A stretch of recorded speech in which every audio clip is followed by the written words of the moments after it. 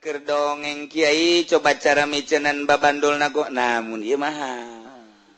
Cara tanu mahal tah. Sanajan dibejakeun geus moal bisa ieu. Moal kajian dibejakeun ge buat cak aing moal-moal lah geus lah. Geus aing ngabau-bau sungut untuk ngabejakeunana. Maksudna kumaha?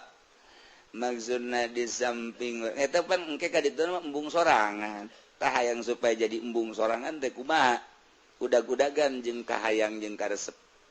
Kahayang resep udag-udagan. Urang dibere ku Allah, ijah heueuh naek. Urang ijah heueuh naek. Beuki embung sorang. Aju ka ditu na sieun. Urang lamun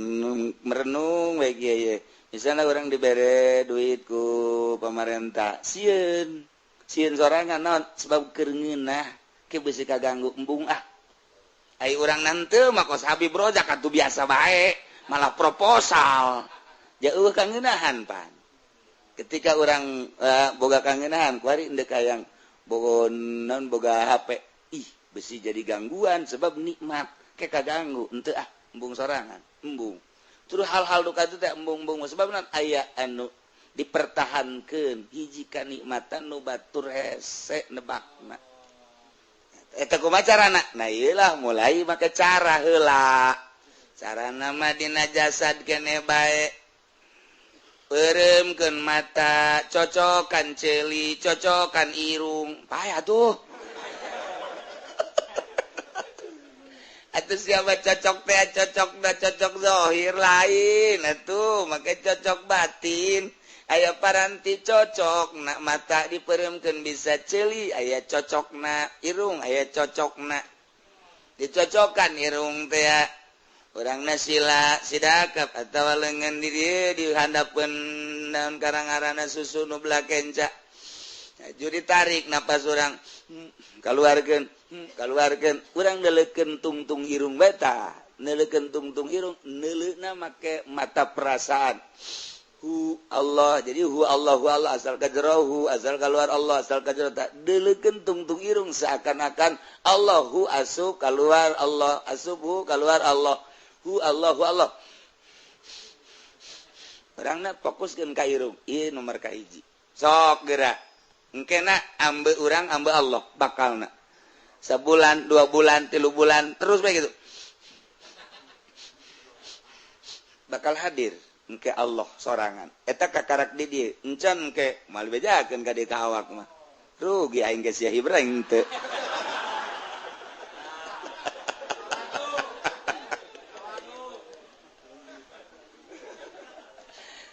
mimiti irung nomor kedua nomor katilu nu mantak aya carana mun urang endeup narekat ngan engke lalaunan teh katakan geus bagian hu Allah urang mimiti la ilaha illallah mah teh zikir syariat ngaranna naek beta jeung geus disyariatan thariqah kakarak hu Allah mulai irung diatur mata diatur celi diatur kabeh aya pun urang ku sakitu bae dicoba bae lah eta mah meunang urang penting mandi heula syaratna mandi kurusna wudu mandina jam 12:30 ka ditu sareng sahiji jam 1:30 jam 2 tak mandi beres niat mandina niat mengamandian mayit jadi seakan-akan urang mayit tuh saya mah kitu bae atuh ku aja namun jadi mayit beneran ulah atuh ai kos kitu mah kakara ge endeup geus embung aja minta anter ka pamajikan anter kurang deuk mandian mayit ji cak pamajikan naonan tuh deuk ibadah segitu eta kese ane bukan seakan-akan urang mayit kandian ieu bersihan mayit bae urang teh nah perasaan mata rasa orang bahwa orang mayit beres wudu terus make baju putih orang mayit teh kumaha mayit terus orang make sesengitan moal kebel ge aya ge mayit asli tah ieu nu ngabimbing gitu nu hese tah zikir nama di wetan di kulon di kaler loba ngan teu jadi sebab nu ngabimbing nu ngabimbing diarahkeun kumaha ieu ngabelokkeun niat fokuskeun ka Allah ge hese sebab nu ngabimbing da eueuh la ilaha illallah mah akur ngabimbingna setelah orang mandi terus wudu salat Allahu akbar mun geus sare urang tahajud mun can sare hajat beres orang sila teh napas langsung ka jero Allah tapi di tungtung irung keluar masuk napas kebal fokus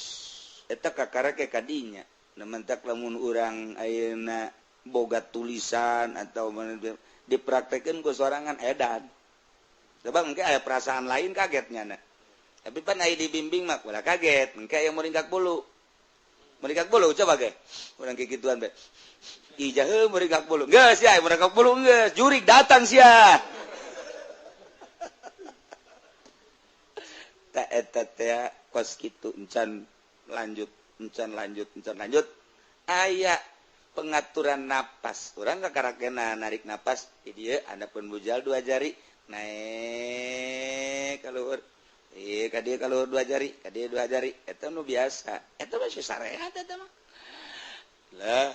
illallah biasa kene tapi eta geus mulai diolah tan napas tah geus diolah makna mah masih biasa talqin zikir gelokkeun kuari ditorekatkeun beda makna kuari naik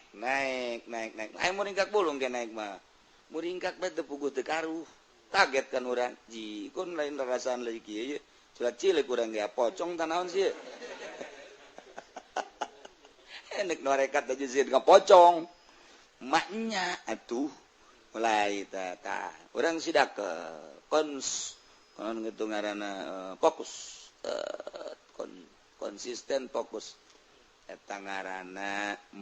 muraqabah dek muraqabah urang kan lamun nu ngabimbing hese kitu-kitu bae tapi lamun ngabimbing kieu ye cara muraqabah teh napas heula eta mangkana aya 4 rupa kan napasna mulai tek manteng ke Gusti Allah mulai urang naon nu dimuraqabahkeun ku urang engke eueuh sorangan kahayang teh eueuh sorangan sebab dibulak-balikan di jero hate muraqabah ngaranna fokus deuleu ka Allah deuleu ka urang seakan-akan urang okos anu ucing kitu ngintip beurit fokus ka Allah pek engkena biasa-biasa bae urang dengan waktu mungkin sabulan 2 bulan 3 bulan deuleu dunia biasa bae deuleu jelema biasa bae eta kumaha jalain urang pan Allah kan nu mere cahaya ilahi jati dihayang-hayangan orang fokuskeun diri ka Allah ai ku Allah teu dibere mah henteu ngan teu mungkin Allah mah selalu mere bae manjada wajada nah ketika orang arana kada jadi dibere ku Allah jadi orang kalem bae dunia biasa bae artina tuh aya eueuh tak urang lamun nyaritakeun metode mau ninggalkeun dunia hese amat encan berangkat kan urang ketika orang berangkat mah engke eueuh sorangan kahayangna eueuh sorangan jija biasa bae orangna biasa hampang bae biasa ngan paling mun make mobil bae urang enek cenah hampang ieu keur carita dek ngaluhurkeun diri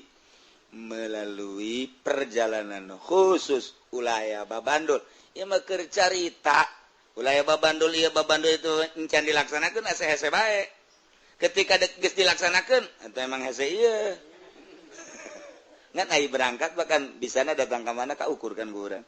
bisana ka mana ka ukur ieu sejakna ieu nu berat ge